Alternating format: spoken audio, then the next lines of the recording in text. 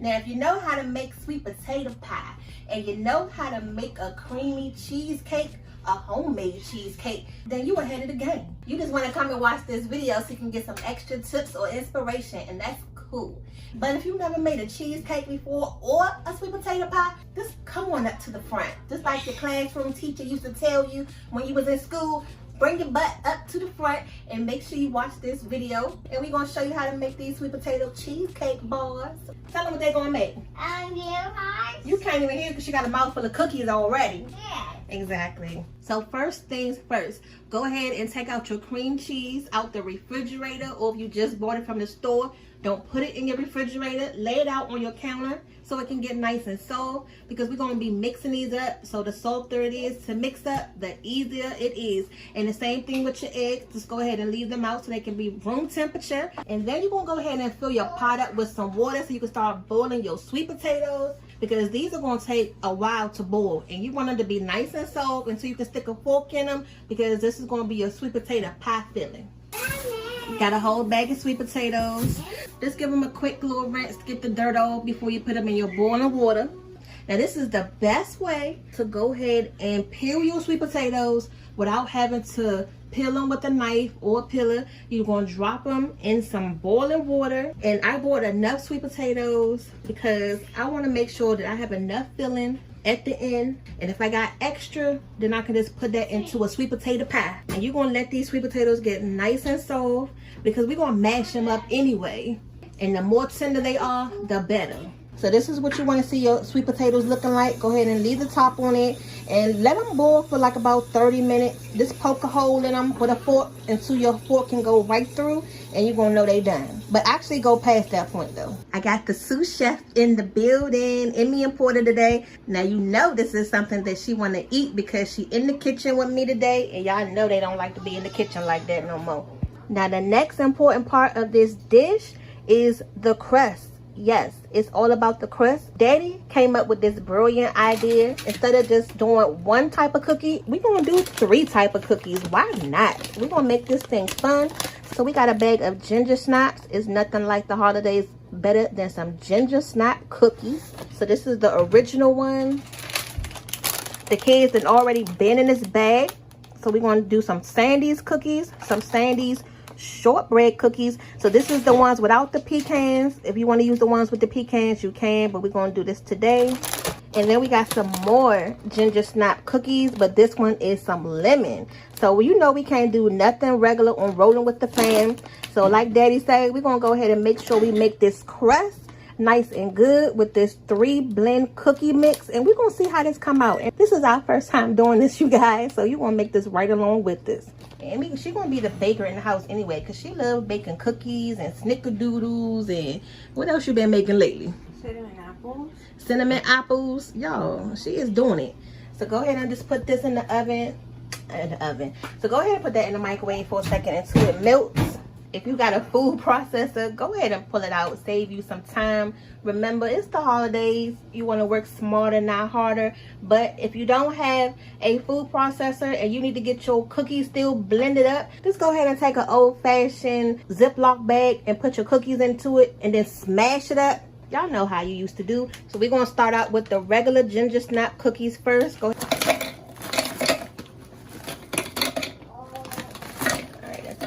And then let's go ahead and pulverize this a little bit so we can just chop it down some before we add the other ones. That way we can make some space in here. That's all she was trying to do, was press that on button. You know that's the fun part when you're in the kitchen. You got to do the fun stuff. So that amount of cookies made this much crust, and we haven't even finished adding in the rest of the cookies yet. So we're going to go ahead and add some of the lemon ones. Just the lemon ones right here. So even though they both are ginger snap, one is the original and one is the lemon. So they still got a different taste to it. You know we got to try everything once, and it wouldn't be rolling with the Pham if we didn't give y'all something different. Don't that look good? And we haven't even finished adding in the sugar or the butter yet. All right, so we're going to go ahead and add a cup of brown sugar, because even though these cookies are sweet, you still got to add some sweetener to it in your crust. So we're going to use some brown sugar. You don't want to use white sugar. Brown sugar has a more depth of flavor. So let's go ahead and just start out with a, let's do a half a cup. Now, if y'all ever made a 3-cookie blend before, go ahead and comment. And if you like this idea and want to see more of this from us, go ahead and comment down below. So this is a 1/2 cup of brown sugar. We're going to start out with this first. Let's go ahead and mix that up a little bit before we add our butter. Girl, don't make a mess.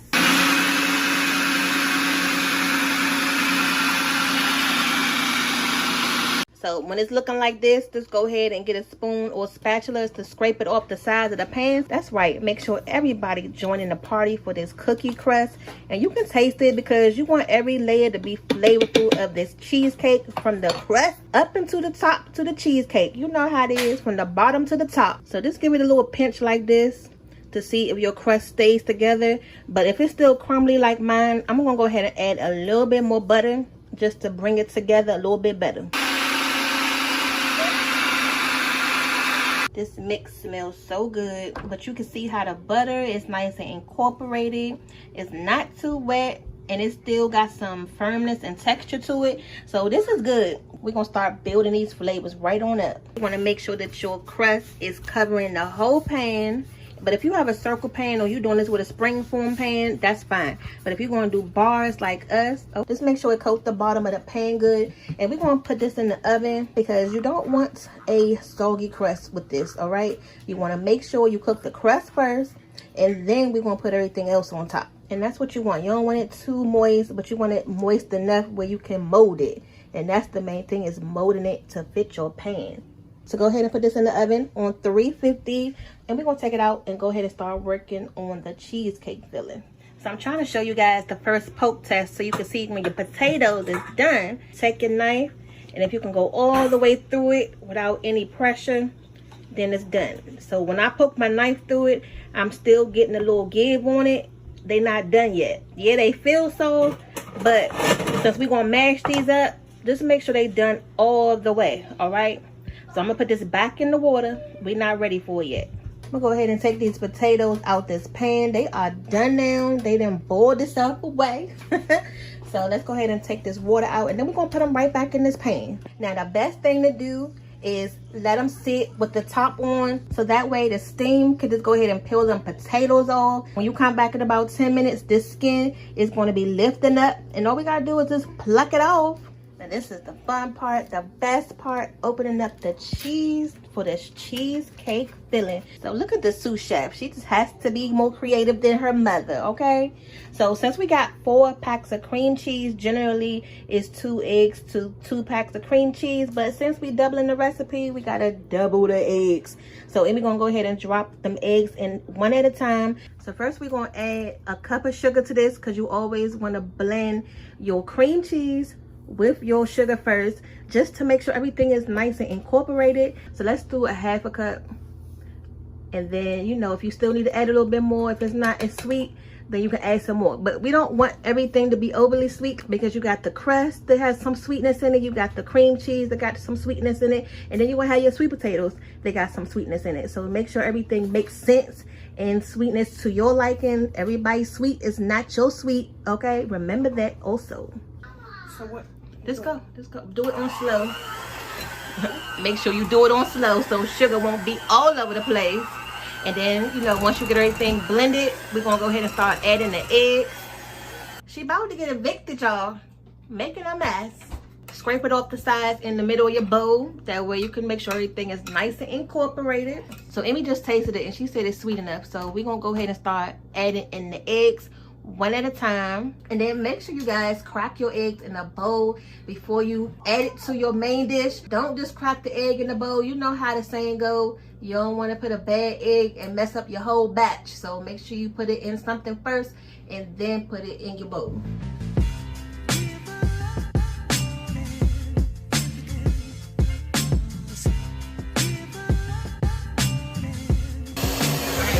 Getting back on the mixer. Let's see how she do this time. So this is the consistency of the cheesecake right now, but you want it to be a little bit thicker, so that way when it bakes, you know, everything to stay nice together. But look how creamy that look already. Oh yeah. So Amy gonna go ahead and put some flour. Not even recording again, y'all. Are we trying to get this video done? So in this little container right here, we got it filled up to about half. So let's go ahead and just add that in there. Just add a little bit at a time. Go ahead and mix that up, Mimi. Look, is she tired or what? You had enough in the kitchen.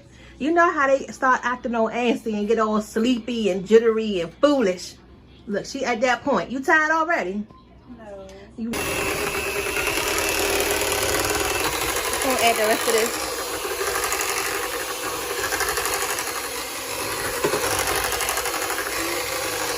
But now you can see how the consistency done changed. It's still creamy. It look more like pudding.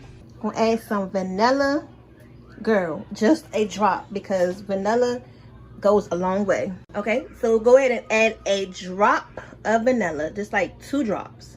Just 1 drop, because we're gonna actually add some more in our sweet potatoes too, so we won't need to overload it. Okay, that's good. That's it.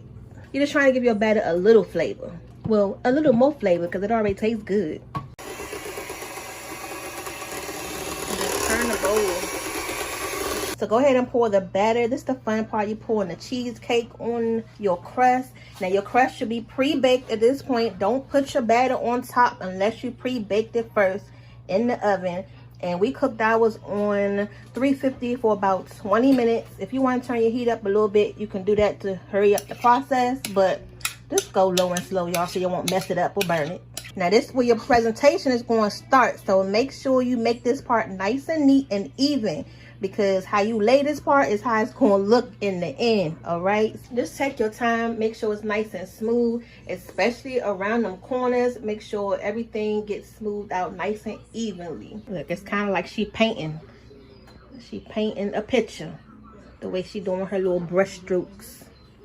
And then just give your pan a little shake, just tap it like that. Make sure it's smooth and even. And then we're going to put this back in the oven. So this is what it's looking like after 20 minutes now.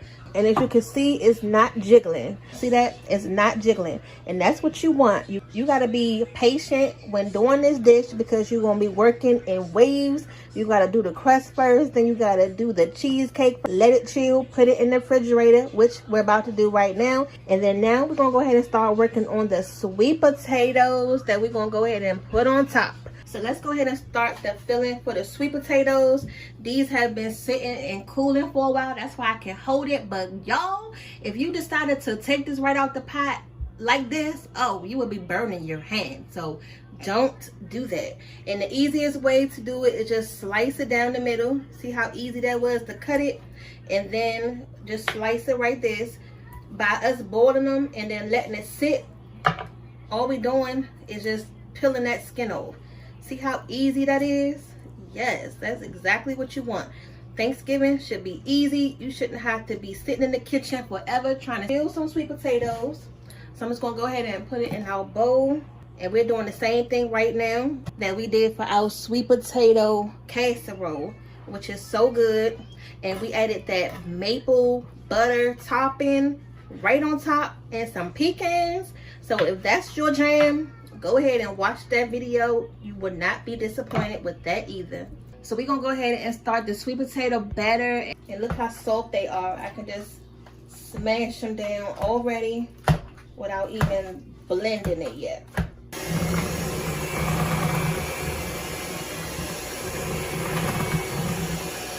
Now you see all these strings on the blender? Go ahead and rinse that off. That's what you're trying to get rid of, because you want to have this mixture as smooth as possible. Don't worry about wasting a little bit of sweet potatoes at this point. It's going to pay off in the end. Just keep repeating this process until all of your strings are gone to your liking and smooth.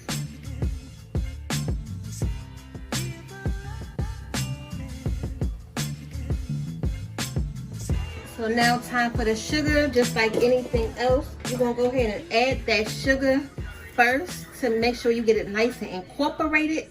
So just go ahead and start out with a cup. And we're going to add a cup of this. And we're going to add some brown sugar. It's like peanut butter and jelly with sweet potatoes. You have to have the brown and the white sugar. It just does something to it and just gives it that extra taste. So we're just gonna go ahead and pack it down. And that's 1 cup of brown sugar. And you're gonna spice it up with some cinnamon. If you have some nutmeg, add some nutmeg. So there is no measurement for the cinnamon, just add as much as you like.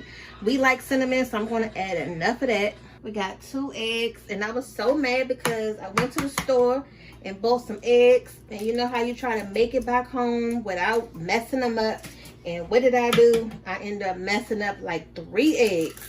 You know I was upset because that's going to be your binder to make sure that your sweet potato filling stays together.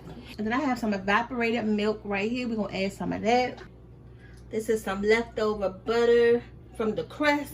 And add a tad of the carnation milk, a little bit at a time. And just blend this until it get nice and smooth. Almost forgot this vanilla. Can't forget that. And just a drop.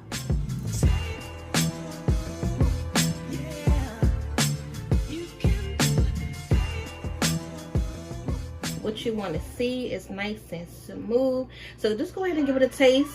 See if you need to add anything. Just going to add about a 1/2 cup more of brown sugar. And I'm just going to add a pinch more of white sugar.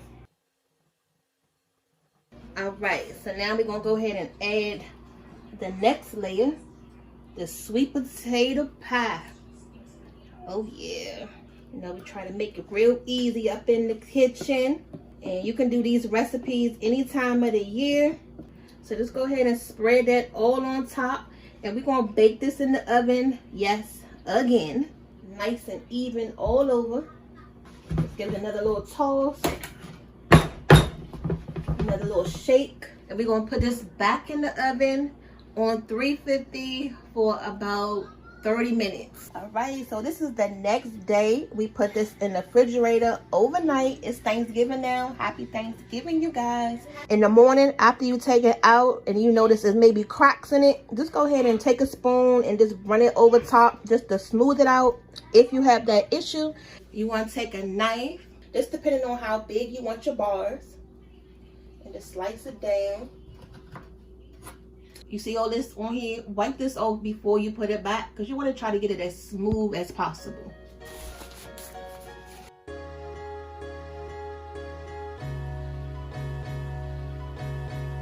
I'm